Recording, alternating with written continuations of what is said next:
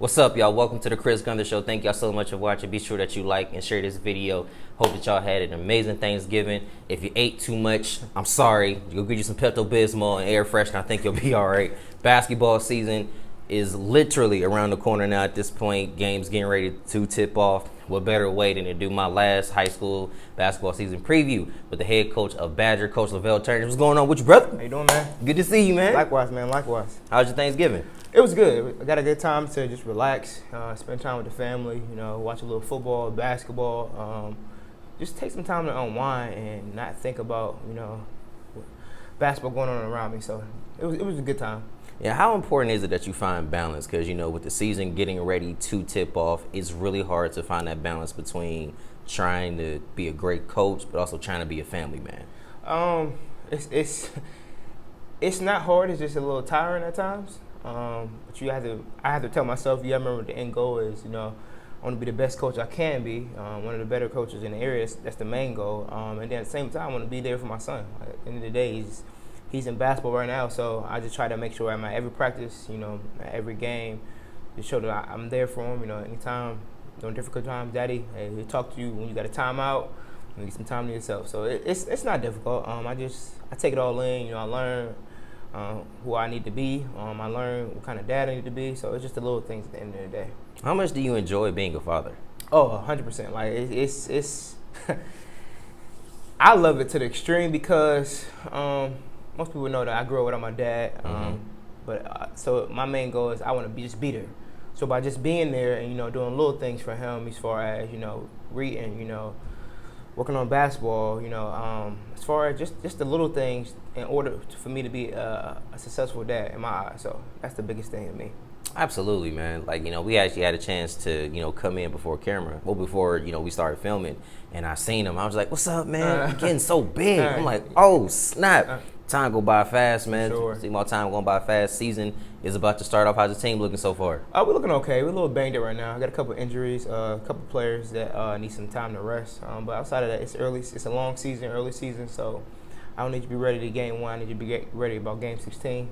Going into the playoffs, getting prepared mentally and physically is the most important thing for me. So we had a really good summer. We went to Walsh University and Erskine College as team camps, and to be honest, they shocked me to defensively, learning to play the basketball the right way, competing with bigger teams in the area, Division 2 and 3, that honestly I didn't think we would compete with. And a couple of them we lost by 7. A couple of them we actually won. So it's like, hey, if we can keep this building, keep it going, I think we could be a team to look out for. If not this year, maybe next year. Who are some of the key players on the team? I have 3. So I have 2 juniors, Addison Thompson and Mackenzie Gross, and then I have a sophomore, Katie Grexa. Katie's a little different. Katie is a player. Teams and coaches in the area should try to pay attention to, because she's a bigger guard. She can play inside and out. She knows to play the game the right way. So the only thing is she's a sophomore. She's young. So she had a phenomenal freshman year. Addison and Mackenzie are my 3-year starters now. Since the freshman year they've been starting. And they've been producing like crazy. The off season, becoming better leaders. Leading this team in the right direction. Would you say that your sophomore, the young lady, would you say that has been your eye opener? Like, you didn't expect her to be that good this early? I'll say yes. I said that for a couple of reasons. I seen her potential my first year here. She was an 8th grader, and I was like, man, she's kind of big. And I was learning the game still at the same time, and now the big guards are a big thing in women's basketball. And so that's one thing I try to teach her. Like, coaches love big guards, the versatile players that can do the little things. So she's actually shocking me the way she's developing and growing, and she's definitely trying to become a better leader and a better teammate. So that's what I love more than anything else. You as a player, you were extremely intense, especially on the defensive end. Do you still bring that type of mentality into your coaching here? 100%. I'm a defensive-minded coach. I don't care if a kid could go score 30, but if you can't play defense, you can't play for me at the end of the day. Simply because you know how Coach Gunn was. Coach Gunn was a little crazy, and a little crazy. So. Love the guy, but let's not get on here live now.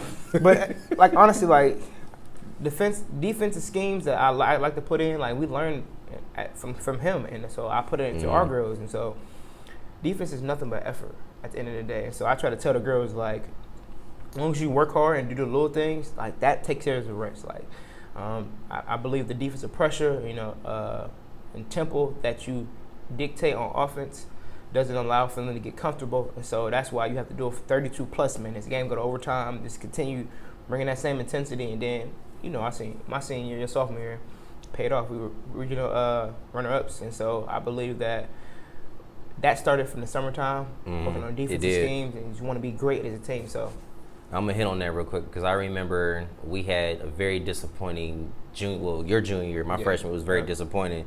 And you could just kind of see the mentality of us going into the following year. We just said we're not going to have another season like that. And it all started in the summer. I remember I was the only one that could, of course you can't stop a guy, but you can check him and you could, make everything extremely difficult. Because I was the only one that could check Kyrie.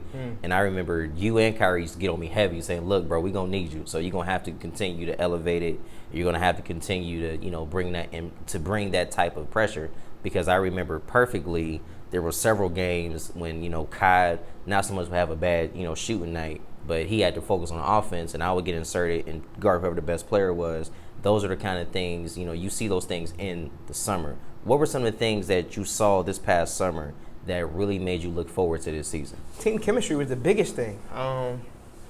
We're undersized this year, and that's okay because I'm all about height over heart. So if you just play hard, that's half of the battle. So it's like I was just so happy and and encouraged for the upcoming season because hey, we're playing well in the summertime. Of course, we lost a couple of games at team camps to teams we're not supposed to beat. It's okay. It's not lost. It's a lesson that we learned at the end of the day. So I was really encouraged by the team bondings they wanted to do over the summer. They came to my house. We watched Space Jam. It's just the little things they wanted to do as a team, and that's how you win basketball games. If you can build it off the court, on the court it's even easier. You do little things, take charges, get deflections, share the basketball, high fives, everything. So it keeps me encouraged every single day. As a coach, particularly as a black coach, there aren't many of them in this area, period. To see you step in as a mentor, like how much responsibility do you feel is on your shoulders to still make sure that you're maintaining that black excellence in everything that you do? Oh, I do it every day. Like that's what I'm all about, creating a culture here, as far as, being who I need to be, not just for my son, but for these young ladies too, and the other kids in the Badger community watching me. So I carry myself at a high standard, like, hey, anything is possible. And so that's why I love being out here. Sometimes, at the beginning it was a little uncomfortable, but then, hey, I know at the end of the day, the man upstairs is actually just shaping me and molding me for the man I need to be, in any circumstances. So I'm like, okay, let me just take care of what I need to take care of and go from there. As a coach, you have your wins and your losses, but most of the coaches I've interviewed said those are the two most least important things because you're trying to prepare these young people for the next stage of life. Is that how you feel as well? 100%. We talk about this every day at practice. It's not about the wins and losses, but it's about, I teach my girls, hey, nowadays it's the world is hard for young ladies, trying to compete for jobs, trying to compete just to be successful in life. And so, but I let them know, like, women matter. From at the very beginning, they definitely do matter, and they can do anything they want to in life. And so, they got to get in the habit of, I can do just as much as the next man, not just the next woman, but the next man. As far as, hey, I could be chief of the fire department, I could be the next attorney, like I could be the next head coach. I want to let them know, hey, you do matter. I'm here to teach you these habits going forward. As far as, like, hey, go be successful. Don't wait until money hands it to you. Go take it. Like, go take it and go be successful in life and put yourself in a position just to do the right things in life. How much has a coach helped you become a better person? 100%. Teach you discipline, teach you respect, teach you time just to sit down and reflect on life as a whole. Like, as a player, your mind is racing 100 miles, at a time. And then as a coach, you have to go home and you reflect, you sit down and you say, hey, maybe the game wasn't that bad. Maybe we can learn from this. Maybe, hey, so Coach Gunn, Chevis, my brother, cousin Courtney, Levance, they've taught me to, like, hey, Vel, you get 24 hours. 24 hours to think about it, and then, hey, you gotta move on. And so that's the biggest thing as far as not carrying too much weight on your shoulders. And listen, I tell my girl, short-term memory. move on to the next play. So. Yeah, and I can vouch for you too, because you always had that. Even back when we had played together, I still wish things could have happened significantly different. Right. But as you continue to get older, you just learn things happen sometimes where they're supposed to, whether we want to or not. Everything that you've been through has prepared you for here. What is it, for you? What you feel like is going to be a successful season this year for the team? They asked me that in the paper too. I said the biggest thing is just building a team chemistry.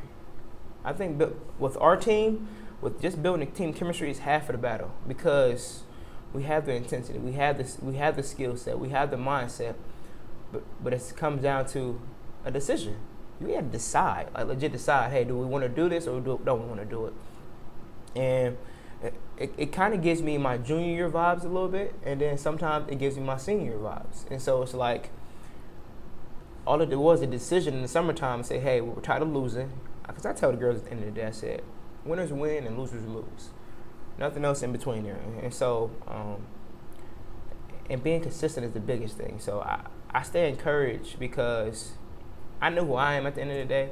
I know what I bring to the table, and that's what I have to do just to prepare the girls. So that's the biggest thing that we have to take away for the season. So I'll say effort, I'll say energy, and I'll say togetherness. Every coach looks at their schedule and you see, okay, we can do good. I want to see how we match up against here. When you looked at your schedule this year, who were some of the teams that you said, I really want to see how we match up against this particular team? Bristol and Matthews. Two big. Matthews is our biggest rivalry here. I think a little bigger coming from the culture we came from. So game one for me is I'm really excited for it because, since I've been here, it's been Bristol, and they have all right to be talked about. At the end of the day, I'm like, we can compete just as much as you guys. Bristol and Matthews are the biggest ones that I want to, really see how we match up to them. And then I'll say the third one probably be Palmetto Valley. They're bigger than us, and I just want to see how we do defensively against bigger teams, and it would dictate how our season goes down the road. When does the season start out for you guys? First game is Monday, November 29th, home here against Bristol. Almost that time. 100%. So we'll see what we're made of. If anybody wanted to learn more about you or wanted to, support the team in any kind of way, how can they do that? They can follow our Instagram page at Lady Braves Basketball 20. They can also follow me on Instagram at Mr. Turnage 3. And also on Twitter, Mr. Turnage 3. And then on Facebook, LaVell Turnage. I'm always willing to, answer questions, get some advice for the younger coaches. And then for the older coaches who reach out, I'm always willing to learn from you guys also. So. Got you. Nothing else needs to be asked. Coach, appreciate you, my brother. Yes, sir. Thank you. Be sure you guys like and share this video. Coach Turnage on the Chris Gunther Show. Thank y'all so much for watching. Cue my theme song. Gotta go.